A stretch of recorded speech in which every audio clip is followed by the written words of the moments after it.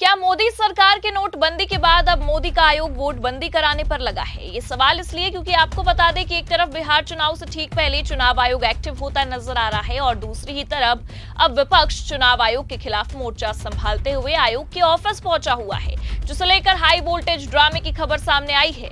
नमस्कार, आप देखना शुरू कर चुके हैं 4PM न्यूज नेटवर्क और मैं हूं आपके साथ प्रगति ठाकुर। दरअसल राजीव कुमार के बाद अब ज्ञानेश कुमार ने गजब का खेला कर दिया है। बिहार चुनाव से ठीक पहले शाह के करीबी ने बैकडोर से बिहार के मतदाताओं का हक छीनने के लिए जो अभियान चलाया है, उसे लेकर बिहार में भारी बवाल भी हो चुका है। क्योंकि जहां एक तरफ चुनाव आयोग के खिलाफ मोर्चा संभालते हुए विपक्ष आयोग के कार्यालय पहुंचा, वहीं अब खबर है कि दूसरी तरफ खुद के सहयोगियों ने भी तगड़ा विरोध जता दिया है और चुनाव आयोग के साथ साथ मोदी सरकार का खेल एक्सपोज हो गया है। तो कैसे चुनाव आयोग को विपक्ष ने एक्सपोज किया है, आगे आपको खबरें बताएंगे, लेकिन सबसे पहले बात करते हैं मीटिंग की कि आखिर कैसे एक मीटिंग ने चुनाव आयोग का खेल बिगाड़ दिया।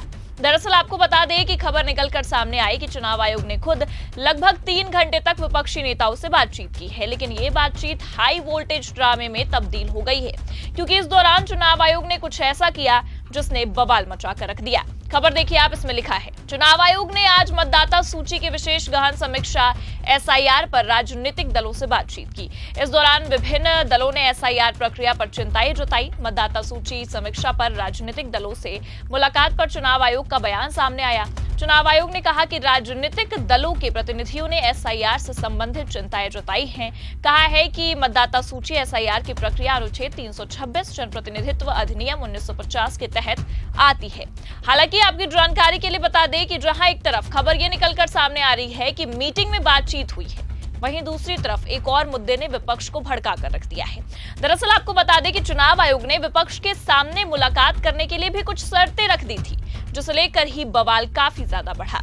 दरअसल चुनाव आयोग से मिलने 11 पार्टियों के साथ डेलीगेशन गया था, लेकिन उस दौरान अधिकारियों ने पार्टियों के नेताओं को ही नियम कानून बताना शुरू कर दिया। चुनाव आयोग का यह कहना था कि हर पार्टी से सिर्फ 2 ही व्यक्ति अंदर जा सकता है चुनाव आयोग के अधिकारियों से बातचीत करने, जिसे लेकर विपक्ष ने काफी नाराजगी जताई। विपक्ष ने बकायदा चुनाव आयोग के ऑफिस के बाहर ही खड़े होकर प्रेस कॉन्फ्रेंस कर डाली और ऐसी बातें रख दी कि खुद अब चुनाव आयोग की बोलती बंद हो गई है।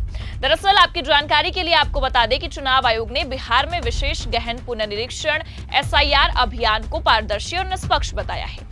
ECI के मुताबिक ये अभियान अवैध प्रवासियों और गलत मतदाताओं को हटाने के लिए शुरू किया गया है।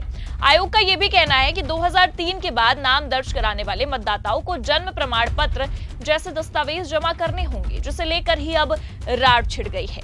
विपक्ष के कुछ नेताओं ने जब भयंकर रोकटोक के बाद चुनाव आयोग से मुलाकात की है, तो कुछ ऐसे सवाल दागे जिसका जवाब तो खुद चुनाव आयोग भी नहीं दे सका है। खबर देखिए आप, हमारे पास मौजूद है, इसमें लिखा है, क्या गलत थे 2003 से अब तक हुए चुनाव? मुलाकात के बाद इंडिया गठबंधन का चुनाव आयोग से सवाल। आगे बताया गया है, कांग्रेस नेता अभिषेक मनु सिंघवी ने कहा, पिछला संशोधन 2003 में हुआ था। बीते 22 साल में बिहार में 4 से 5 चुनाव हुए। क्या उन सभी चुनाव में गड़बड़ी थी? क्या वे सभी चुनाव सही नहीं थे? उन्होंने कहा है कि 2003 में जो संशोधन हुआ था वो लोकसभा चुनाव से 1 साल पहले और बिहार चुनाव से 2 साल पहले हुआ था। ऐसे में चुनाव आयोग के वोटर लिस्ट संशोधन करने के समय को लेकर आशंका जाहिर करते हुए उन्होंने चुनाव आयोग से कहा है कि आप जुलाई में सबसे ज्यादा जनसंख्या वाले भारत के दूसरे राज्य में वोटर लिस्ट में संशोधन कर रहे हैं। आप चाहते हैं कि ये 1 या 2 महीने में हो जाए। ये संविधान की बुनियाद पर हमला है। उन्होंने ये भी कहा कि अगर गलती से एक भी वोटर का नाम हटाया जाता है तो ये चुनाव और लोकतंत्र को प्रभावित करता है।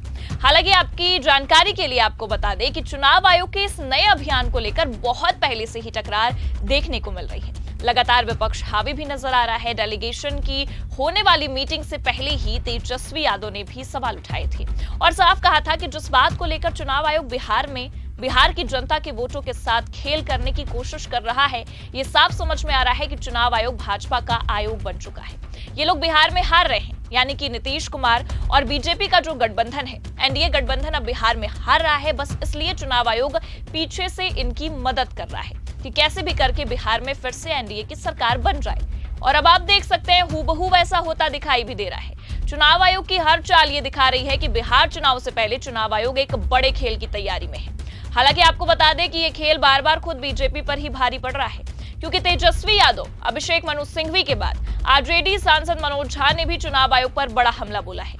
देखिए आगे खबर में लिखा है, आरजेडी सांसद मनोज झा ने कहा कि उन्होंने आयोग के सामने बिहार की चिंता रखी है, लेकिन चिंता से जो चिंतन होना चाहिए था उसकी उन्हें एक कमी दिखी है। मनोज झा ने आरजेडी की तरफ से चुनाव आयोग को बिहार के नेता विपक्ष तेजस्वी का पत्र सौंपा। पत्र में बताया गया है कि आयोग का ये काम कैसे लोगों को बेदखल करने की साजिश है। मनोज झा ने बताया कि चुनाव आयोग के पास इस बात का कोई जवाब नहीं था कि वोटर लिस्ट में संशोधन बीते 22 साल में क्यों नहीं हुआ और अब जब चुनाव नजदीक है तब क्यों किया जा रहा है। हालांकि जो सवाल विपक्ष कर रहा है वो कहीं ना कहीं बिल्कुल सही है, वो कहीं से भी बेबुनियादी नजर नहीं आता है, क्योंकि ये आप भी जानते हैं कि बिहार में इसी साल के अक्टूबर और नवंबर में चुनाव हो जाएंगे। ऐसे में अगर कायदे से देखा जाए तो वोटर लिस्ट रिवीजन के लिए ज्यादा समय नहीं बचा है, क्योंकि बिहार की जनसंख्या काफी ज्यादा है। जनसंख्या के मामले में अगर देखा जाए तो बिहार भारत का दूसरा सबसे बड़ा राज्य है और बस यही कारण है कि चुनाव के बीच में आयोग के वोटर लिस्ट रिवीजन के फैसले पर विपक्षी पार्टियां आशंका जता रही हैं, क्योंकि जिन फर्जी मतदाताओं को रास्ते से हटाने के लिए चुनाव आयोग ने ये फैसला सुनाया है, ये अभियान चलाया है, ये पिछले 22 साल से क्यों नहीं किए गए, ये एक बड़ा सवाल बनता है। और कहीं ना कहीं जैसे ही बिहार का चुनाव अब अपनी पीक पर पहुंच चुका है, ऐसे में आप देख सकते हैं कि चुनाव आयोग एक्टिव हो चुका है। और सबसे हैरानी की बात यह है कि यहां पर भी सेम पैटर्न चल रहा है। पैटर्न हरियाणा में भी यही चला, महाराष्ट्र चुनाव में भी यही चलाया गया और सेम वैसा अभी भी हो रहा है। बिहार में भी चुनाव से ठीक पहले मतदाता सूची को सुधारने की बात चल रही है और कोशिश जारी भी है और काम किया भी जा रहा है। अब ये अभियान मतदाता सूची में सुधार करने के लिए चलाया जा रहा है या कि फिर मतदाताओं का हक छीनने के लिए नई चाल चली गई है, ये तो सरकार और चुनाव आयोग की मिलीभगत ही जाने।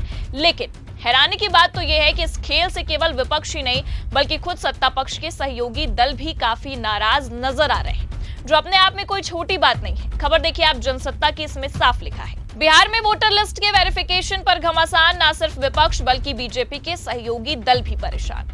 तो पहले तो केवल खबर ये सामने आई थी कि इस मामले में जेडीयू ने भी एंट्री ले ली है और मोदी के फैसले को आंख दिखाया है। जेडीयू कुछ नेताओं ने सवाल उठाए हैं, पर अब तो सभी सहयोगी दल नाराज नजर आ रहे हैं। जेडीयू चिराग पासवान की पार्टी, इन सभी नेताओं ने इस बात को लेकर नाराजगी जताई है और इस मामले में संदेह भी जताया है।